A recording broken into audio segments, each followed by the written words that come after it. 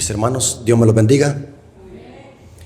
Vamos a aprovechar estos minutos de la Sociedad de Jóvenes para poder tener una clase sobre profecía. Quizás la presión del agua se siente gran vapor, gran calor. Así que vamos a concentrarnos para que podamos entender el tema. ¿Cuántos están de acuerdo? Porque según la Biblia, ¿a qué hora termina el sábado? A la puesta del sol. Así que vamos a seguir comiendo pan sólido. Saben de que para entender la Biblia, especialmente las profecías de Apocalipsis, es importante conocer historia, ya que la profecía contiene elementos historicistas. Inclusive la Iglesia Adventista es historicista. Somos historicistas. No somos preteristas ni futuristas, somos historicistas. Creemos de que para entender las profecías se necesita conocer historia. Y para conocer historia se tiene que leer. Es importante, hermanos, leer. ¿Cuántos de los que están aquí les gusta leer? Levanten la mano. ¿Les gusta leer? ¿Qué es lo que les gusta leer? El silabario, el periódico, el libro de mantilla, los paquines de Condorito o la Biblia. ¿Qué es lo que leen? Los cristianos tenemos que estudiar la Biblia. No tenemos que andar leyendo literatura secular que nos va a dañar nuestro cerebro. Claro que hay literatura secular muy buena, pero hay literatura secular que es malísima. Por ejemplo, alguien me prestó una vez un libro que tenía mezcla de cristianismo con gnosticismo. ¿Conocen ustedes, hermanos, un movimiento que se llama Movimiento Gnóstico Cristiano? El gnosticismo es una mezcla de cristianismo con espiritismo. Por eso, hermanos, es importante leer y hay que saber leer. Saben, hermanos, que la lectura de la palabra de Dios y de conocer historia nos ayuda a que maduremos espiritualmente. En la iglesia tenemos muchos hermanos inmaduros. ¿Cómo se identifica un hermano que es inmaduro espiritualmente? Un ejemplo, cuando alguien se enoja por una simple cosa. Ese es un hermano que es inmaduro. Hay hermanos que son de mecha corta, que con facilidad se enojan y lo agarran a pecho. Esos son hermanos inmaduros. Por ejemplo, cuando alguien se siente mal o aludido, cuando se predica un tema sólido de exhortación y amonestación, hay hermanos que dicen, por mí lo dijo. Eso es un hermano que inmaduro. En la iglesia tenemos muchos hermanos inmaduros que no soportan la exhortación y la amonestación y lo agarran personal. Un hermano inmaduro es aquel hermano que se fija en pequeños detalles, pasando por alto la demás información sólida. Por ejemplo, yo tengo en mi canal muchos hermanos que son inmaduros. ¿Saben en qué se fijan? Se fijan cuando yo digo, si no tienen dónde anotar, anótenlo en su camisa. En eso se fijan y por eso me critican porque dije eso. Inmaduro. Por ejemplo, cuando yo les digo a los hermanos algunas veces, hermanos, no se duerman porque solamente les hace falta traer la hamaca, hay hermanos que en eso se fijan. Inmaduro. Se fijan en pequeñeces. Una vez unos hermanos decidieron ya no invitarme a su iglesia a predicar solamente porque les dije que ya era hora de darle a la iglesia zacate verde en lugar de estarle dando zacate seco. El hermano lo interpretó mal, el primer anciano, y me dijo, nos está diciendo cabro. Inmaduro. Lo estaba diciendo en lenguaje figurado. Comer zacate verde significa que hay que comer ¿qué? Alimento que nos alimenta. No estaba diciéndole a los hermanos que eran borregos. Pero son las características de hermanos inmaduros. Se fijan en pequeños detalles y pasan por alto la información que es de beneficio para nuestra vida espiritual. Hermanos, quiero decirles que algunas veces uno, por el gentilicio que uno tiene, algunas veces dice frases que para otros, allá en otro país, pueden ser ofensivas, pero para nuestro país no es ofensivo. Por lo tanto, debemos de ser maduros, porque muchas veces las frases y los dichos significan diferentes cosas dependiendo del país. Yo les digo a los hermanos para que no me vayan a malinterpretar. Yo soy salvadoreño, yo soy guanaco, hablo como guanaco. Entonces, si ustedes me escuchan decir chucho, me dice un hermano, ¿qué es chucho? Varios hermanos me han dicho, ¿qué es chucho? He tenido que aclarar que los chuchos son perros. Hoy los hermanos cuando escuchan que yo digo chucho, se les viene a la mente que es perro. Porque tenemos que ser maduros en la fe, hermanos. En la iglesia tenemos muchos hermanos inmaduros que por una media cosa se enojan, por pequeñeces. Tenemos que ser maduros en la fe, hermano. Según la Biblia, ¿quién es nuestro modelo a seguir? Cristo. ¿Ustedes creen que Cristo era maduro en la fe? ¿Ah? ¿Creen que era maduro? ¿O Cristo por cualquier cosa se enojaba? ¿O hacía pequeñices cosas, las hacía grandes? Cristo se enfrascaba en cosas importantes para la salvación del hombre. Ahora, ¿por qué digo yo esto? El estudio de la profecía y el estudio de la Biblia nos ayuda a tener un carácter maduro. Mire, hermano, el beneficio de estudiar. Cuando estudiamos nuestro propio estudio personal, nos fortalecemos, crecemos en la gracia, nuestro carácter crece cuando estudiamos. Somos moldeados a la imagen de Cristo cuando estudiamos la palabra de Dios. Por eso, hermanos, es bien importante que estudiemos, le dediquemos tiempo al estudio. Por eso yo hice la pregunta, ¿cuántos de los que estamos aquí les gusta leer? Son pocos, hermanos, que les gusta leer. Y aquí me voy a meter en agua caliente. La inmadurez espiritual nos lleva a andar haciendo famosos a falsos profetas y a falsos maestros. Un hermano inmaduro espiritual es propenso y frágil de seguir cualquier persona y cualquier doctrina. De repente allá en Canadá se levanta un hermano predicando como un adventista, viendo unos hermanos que son inmaduros y empiezan a emocionarse y empiezan a hacer famoso a esa persona. Inmadurez espiritual. No tienen carácter. ¿Cómo yo voy a andar siguiendo a una persona que de repente sale y no sé quién es y no sé qué mensaje predica para yo andarle siguiendo? Eso es inmadurez espiritual. Y como hay falta de pan en la iglesia, como casi nadie predica temas de profecía y tampoco a la iglesia no le gusta estudiar temas de profecía, estamos sedientos de que alguien se levante predicando estos temas y al solo levantarse somos frágiles para seguir a esa persona. ¿Se dan cuenta, hermanos, la importancia de estudiar?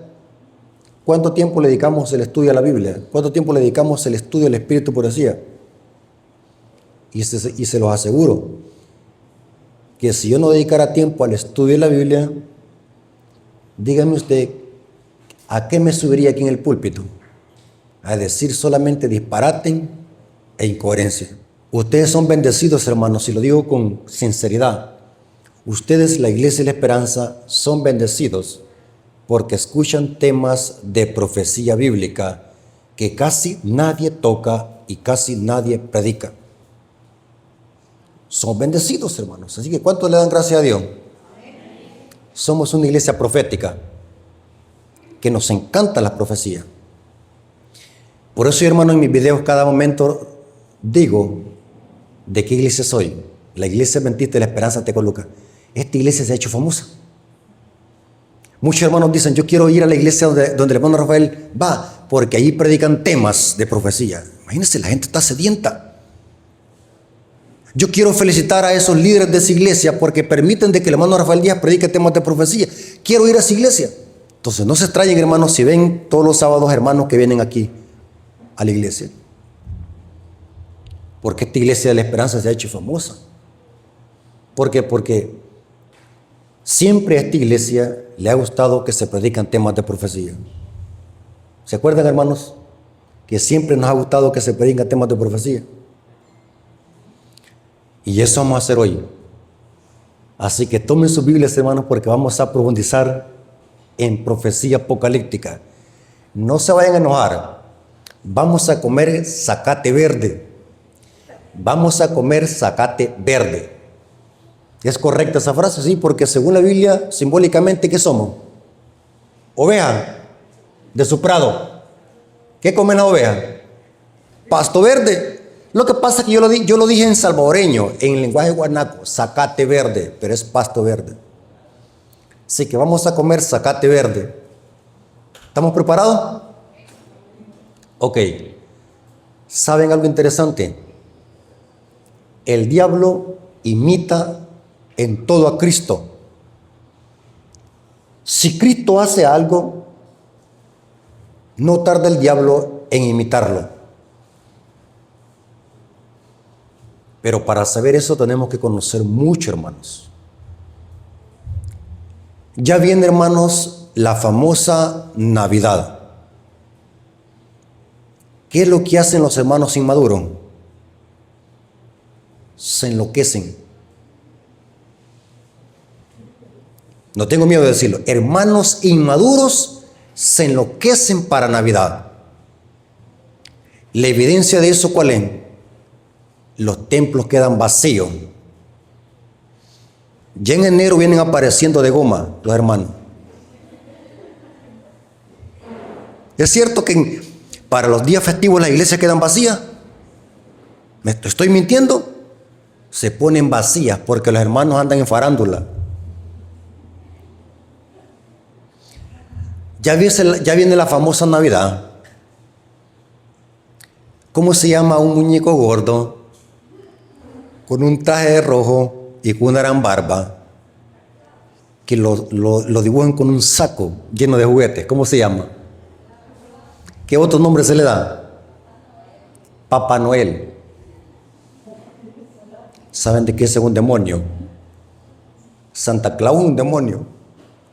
¿Cuántos ponen en el arbolito de Navidad Santa Claus en su casa? ¿Cuántos adventistas aquí ponen el arbolito en su casa? ¿Ponen a Santa Claus? Ese es un demonio que falsifica el ministerio de Cristo.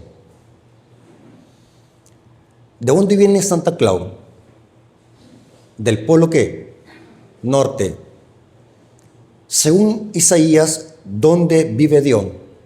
¿A los lados de qué? Del norte. Daniel capítulo 7, ¿cómo presenta al Padre? Como un anciano de qué? De día, que su pelo qué? Blanco como la nieve. ¿Cómo es el pelo de Santa Claus y la barba? Blanca como la nieve. Según la Biblia, ¿cómo viene Cristo vestido en su segunda venida? ¿De qué color es la ropa de Cristo cuando viene en su segunda venida? Roja. Porque es una profecía que proviene de Esaú, rojizo. ¿De qué color es la ropa de Santa Claus? Roja. Noten qué interesante. El profeta Ezequiel y el profeta Isaías en visión vieron de que el trono de Dios lo mueven ruedas, que son los ángeles. Saben de que en Santa Claus es un trineo que lo mueven arces. ¿Saben de que eso es una falsificación de Dios el Padre? Santa Claus es puro demonismo, puro espiritismo. Es un ser mitológico que no existe. Es una falsificación de Dios el Padre y de Cristo. Santa Claus dice que le da regalos a todos los niños. Cuando Cristo viene por segunda vez, ¿qué trae? Dice que viene a dar ¿qué? El galardón a cada quien según sea su obra. O sea, todo lo de Santa Claus es una falsificación de Cristo. Por eso, hermano, yo lo recalco, de que un hermano que aún celebra la Navidad es un inmaduro espiritual. No conoce todavía la historia de eso. Y peor aún, un hermano que aún celebra la Navidad no ha crecido espiritualmente. Un hermano que celebra la Navidad y para justificar la Navidad usa citas fuera de contexto de Elena de White, también es un hermano inmaduro. Tenemos que ser maduros, hermanos, en la fe. Tenemos que crecer en conocimiento y eso, la lectura nos sirve para eso, para leer, para estudiar, para que seamos maduros. ¿Saben de que Cristo, cuando anduvo en esta tierra, tuvo 3 fases o 3 etapas? ¿Cuáles eran esas 3 etapas de Cristo? Su ministerio, que duró 3 años y medio, se puede comprobar con las 70 semanas de Daniel 9. Después de su ministerio, que duró 3 años y medio, Cristo tuvo una herida de muerte. Eso dice Pedro. Y después de que Cristo fue sepultado, resucitó. O sea, las tres fases de la vida y el ministerio de Cristo en esta tierra, su ministerio, su muerte y su resurrección. 3 fases, la obra y el ministerio de Cristo. El ministerio de Cristo terrenal duró 3 años y medio, se puede comprobar. Después de los 3 años y medio, tuvo una herida de muerte, dice Pedro, por cuya herida fuiste sanado. Cristo es sepultado. Cuando Cristo es sepultado, estamos en el periodo de la herida de muerte. Y cuando resucita, es la tercera fase de la obra y el ministerio de Cristo. Pero hay algo más. ¿Saben de que según la Biblia, Dios está compuesto por una Trinidad? Esto los infla los grupos disidentes que no creen en la Trinidad. Los adventistas son paganos porque creen en la Trinidad. Pero ese es otro tema. Pero los adventistas creemos de que en Dios hay una Trinidad. El Padre, el Hijo y ¿qué? Quitemos la palabra Trinidad, si tienen prejuicio con esa palabra, digamos deidad. Dios es un Dios triuno. Hay decenas de citas donde se menciona el Padre, el Hijo y el Espíritu Santo. Pero saben de que estos 3, la función de estos 3, en el plan de salvación, el diablo también la falsifica. Quiero que se concentren, hermano. ¿Están concentrados? ¿O están pensando en el pollo? Escuchen. La obra y la función que hace la Trinidad en el plan de salvación, el diablo la falsifica. Por ejemplo, ¿quién le dio poder y potestad a Cristo? El Padre. Cristo asciende al cielo y ¿a quién deja? Al Consolador. El Consolador, ¿en nombre de quién habla? En nombre de Cristo, dice Juan 16, 8 al 16. Y Él hablará todo de lo mío, dijo Cristo. Noten, el Padre le cede el poder a Cristo. Toda potestad me es dada en el cielo y en la tierra, por tanto, id. ¿Quién le da poder y potestad a Cristo? El Padre.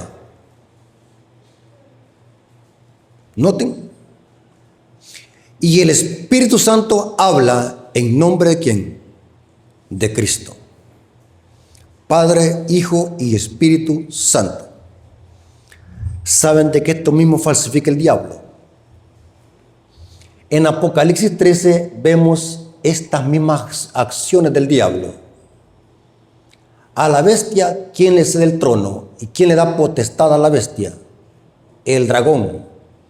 O sea, el dragón es una falsificación de Dios el Padre. Y la bestia es una falsificación de Cristo. La hegemonía y el ministerio de la bestia, ¿cuánto tiempo duró durante la Edad Media? 42 meses o 1260 días, que son lo mismo 3 años y medio. Es el periodo de la Santa Inquisición, mal llamada, donde la Iglesia Católica mató miles de cristianos, entre ellos los valdenses y los albigenses. ¿Noten qué interesante?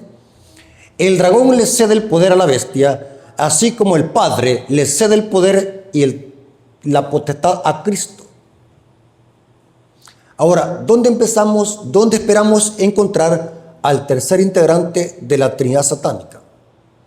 En Apocalipsis 13, versículos 11 al 17, que es la imagen de la bestia. La imagen de la bestia es una falsificación del Espíritu Santo. La imagen de la bestia, todo lo que hace es para agradar ¿a quién? A la primera bestia. Noten. O sea, que la imagen de la bestia, que es una falsificación del Espíritu Santo, habla en nombre de ¿quién? De la bestia. Y todo lo que hace, todo ese teatro que él hace, la imagen de la bestia, es para agradar ¿a quién? A la bestia que tuvo la herida de espada y vio. Es lo mismo. El Padre da potestad a Cristo. El dragón le da potestad a la bestia. El Espíritu Santo habla en nombre de Cristo. Y la imagen de la bestia habla en nombre de ¿qué? De la bestia. Lo mismo, es una falsificación de la Trinidad satánica. ¿A dónde encontramos esta Trinidad satánica en Apocalipsis? Vámonos a Apocalipsis 16, versículos 13 y 14. Apocalipsis 16, versículos 13 y 14. Dice lo siguiente.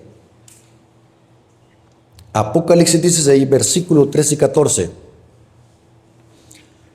¿Cuántos creen, hermanos, que el diablo es bobo?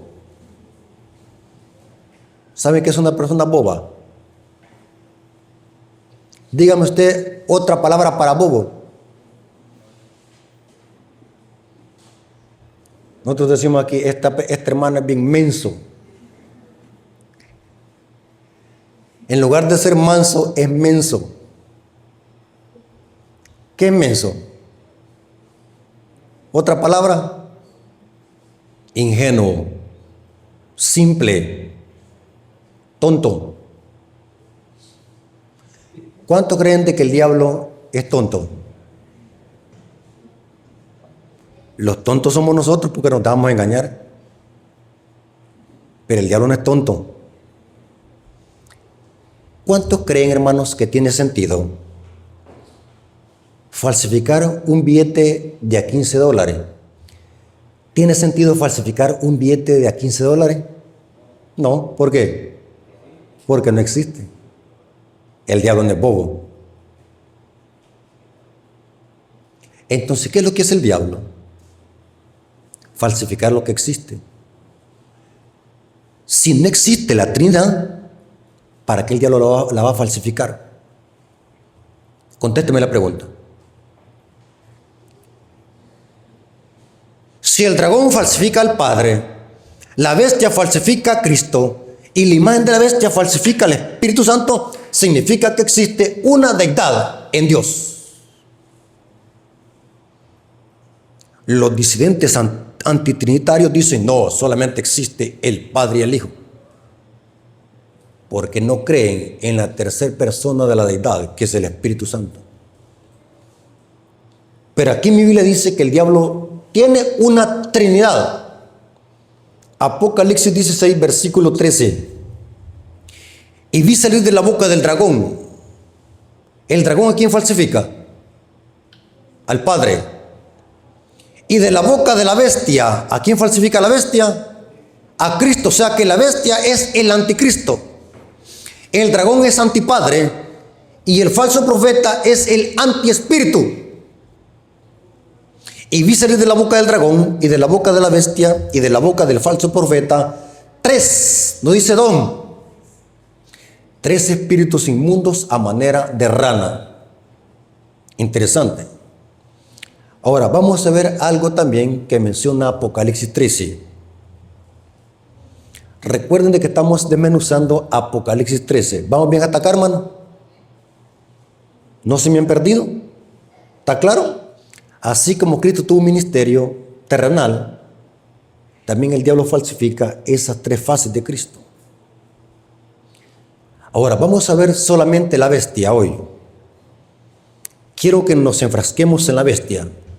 La bestia es el anticristo de la Biblia, que Daniel 7 le llama el cuerno pequeño. ¿Estamos de acuerdo, hermano?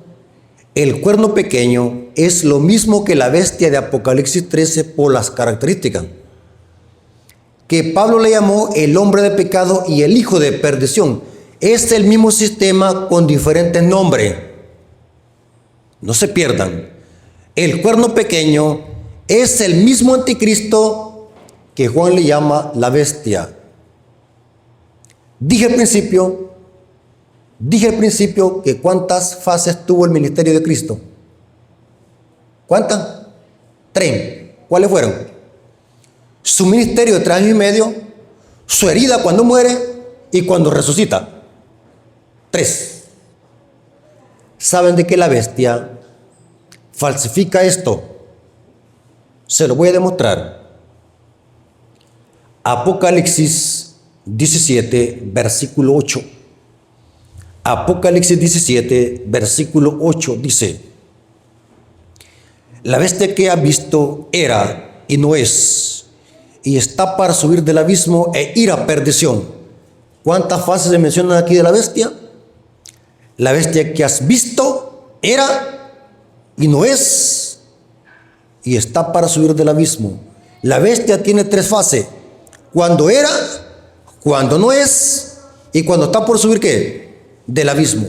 3 fases. Y dice: y los moradores de la tierra, aquellos cuyos nombres no estaban escritos desde la fundación del mundo en el libro de la vida, se asombrarán viendo la bestia que era, no es y será. ¿Cuántas fases? ¿Cuántas fases tiene la bestia? 3. Cuando era, ¿cuándo es que era? Durante el periodo de ¿qué? De 1260 días o 3 años y medio. No es, ¿cuándo? Cuando recibe también ¿qué? Una ¿qué? Herida. Y será cuando resucite de esa ¿qué? Herida. ¿Captaron, hermano? Cómo la bestia falsifica la obra y el ministerio de Cristo. La bestia que era, no es y será. A grandes rasgos, analicemos cada una de estas fases que las encontramos en Apocalipsis 13. Hermanos, yo explicaba en una clase que tuve ya en Cojutepec el sábado que estamos viviendo en el tiempo de Apocalipsis 13. Por eso, como adventistas del séptimo día, tenemos que conocer perfectamente bien este capítulo 13 de Apocalipsis. ¿Cuántos les gusta leer Apocalipsis 13? ¿Cuántos lo han leído? ¿Les gusta leer, hermano? Hermano, no lo tomen como regaño. sino como exhortación. Hay hermanas que son buenas para la novela. Se tiran hasta 3 novelas en la noche. Y la Biblia, nada.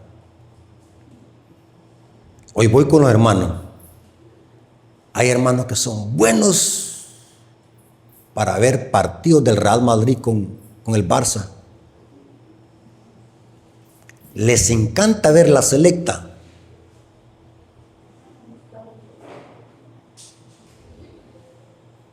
Hasta dejan de comer, pero no les gusta estudiar la Biblia.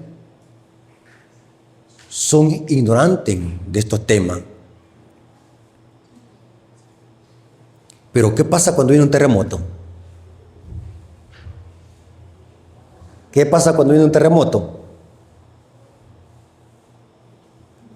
Resalta la hipocresía, ¿va? Estamos como que si fuésemos angelitos, como que si no quebramos un plato, pero en la casa quebramos la vajilla. No es broma, hermanos. Hay que leer. Tenemos que estar conociendo las profecías. Estamos viendo en el clima de Apocalipsis 13. Veamos la primera fase de la bestia. La bestia que era. ¿Cuándo es que era? Cuando perseguía y mataba a los cristianos durante la Edad Media de 3 años y medio o 1260 días o 42 meses. Apocalipsis 13, versículo 5. Apocalipsis 13, versículo 5 dice, hablando de la hegemonía o el periodo de persecución papal, cuando era, esto es el ministerio de la bestia, cuando era, mataba a cristianos y los perseguía. También se le dio boca que hablaba grandes cosas y blasfemia. Noten, por eso es que el cuerno pequeño es lo mismo que la bestia, porque el cuerno pequeño habla palabras contra el Altísimo y la bestia habla grandes cosas y blasfemia. Y se le dio autoridad para actuar ¿cuánto? 42 meses. ¿Cuánto tiempo actuó la bestia? 42 meses. Haga la multiplicación. 3 años y medio. ¿Cuántos días son? Haga la multiplicación. El calendario hebreo el mes tiene 30 días. Haga la multiplicación y le va a dar 1260 días, que son lo mismo 3 años y medio, día por año en profecía. Es el periodo de la hegemonía papal, cuando la Iglesia Católica perseguía y mataba a los cristianos durante la Media. Esto lo corrobora el Conflicto de los Siglos, página 52, párrafo 1. Conflicto de los Siglos, página 52, párrafo 1 dice, en el siglo VI el papado concluyó para afirmarse. El asiento de su poder quedó definitivamente fijado en la ciudad imperial, cuyo obispo fue proclamado cabeza de toda la iglesia. El paganismo había dejado lugar al papado. El dragón dio a la bestia su poder y su trono y grande autoridad. Se cita Apocalipsis 13:2. Entonces comenzaron a correr los 1260 años de opresión papal predicha en las profecías de Daniel y Apocalipsis. La bestia era cuando perseguía. Pero recuerden de que después del ministerio de esta bestia iba a recibir ¿qué? Una herida de muerte. Esta bestia lo recibió después de su hegemonía. Después de que terminaron los 1260 días o 42 meses, que es lo mismo 3 años y medio. Recuerden de que esto pasó con Cristo. Cristo, después de su ministerio, que duró 3 años y medio, y eso se puede comprobar con las 70 semanas de Daniel 9, ¿qué pasó con Cristo? Después de 3 años y medio de su ministerio, sufrió ¿qué? Una herida de muerte. Con la bestia, ¿cuándo se cumplió esto? Noten cómo dice Apocalipsis 13, versículo 3. Y después nos pasamos al versículo 10. Noten que la bestia recibe la herida de muerte después de los 42 meses, no antes. Apocalipsis 13, versículo 3, y después nos pasamos al versículo 10, hablando lo que le pasó a esta bestia después de los 42 meses. Dice así: vi una de sus cabezas como que, como herida de muerte, pero su herida mortal fue que sanada. ¿Qué significa sanada? Que iba a qué, resucitar. Y dice: y se maravilló toda la tierra en pos de la bestia. Si alguno lleva en cautividad, va en cautividad. Ahora el versículo 10. Si alguno lleva en cautividad, va en cautividad. Si alguno mata a espada debe ser muerto. Aquí está el jupoponé, o la paciencia de los santos. Noten que la bestia sufre una herida de muerte después de los 42 meses. Y esta herida de muerte, ¿con qué se le suministró? Con una espada. ¿Quién le dio esta herida de muerte a esta bestia? ¿Quién se la suministró? Otra bestia que es que símbolo de la Revolución Francesa. Fue Francia que mató al Papa Pío VI. En el año de 1798 se cumplió esta predicción de que la bestia tuvo una herida de muerte con espada. La espada ahí representa ¿el qué? La Revolución Francesa. Este es el periodo. La bestia no es, porque ¿quién es? Es Francia. ¿Me entienden, hermano? La bestia no es, porque dice la bestia que era y no es. La bestia no es, pero entonces ¿quién es? Francia, porque es la que le dio la herida de muerte. ¿Está conmigo, hermano? Pero la bestia no es. Conflicto de los siglos, página 434, párrafo 4 dice: hablando cuando se cumplió esta predicción de la herida de muerte. Los 42 meses son lo mismo que un tiempo y 2 tiempos y mitad de un tiempo, 3 años y medio. Noten cómo dice el conflicto de los siglos, que tiempo, 2 tiempos y mitad de un tiempo, o 42 meses, es lo mismo que 3 años y medio. ¿Cuánto tiempo duró el ministerio de Cristo? 3 años y medio. ¿Cuánto tiempo duró la hegemonía del papado? 3 años y medio, o 1260 días de Daniel 7. ¿Cuándo se cumplió esto? El tiempo durante el cual el poder papal debía oprimir al pueblo de Dios. Este periodo, como fue indicado en los capítulos anteriores, empezó con la supremacía del papado en el año 538 y terminó en el año de 1798. Noten cuándo culminaron los 42 meses o 3 años y medio. ¿Cuánto? En el año de 1798. ¿Qué pasó en esa fecha? Entonces, el Papa fue llevado prisionero por el ejército francés. El poder papal recibió un golpe mortal y quedó cumplida la predicción: si alguno lleva en cautiverio, va a cautiverio. O sea que fue la Revolución Francesa que le suministró esa herida de muerte al papado. ¿Y cuándo se cumplió?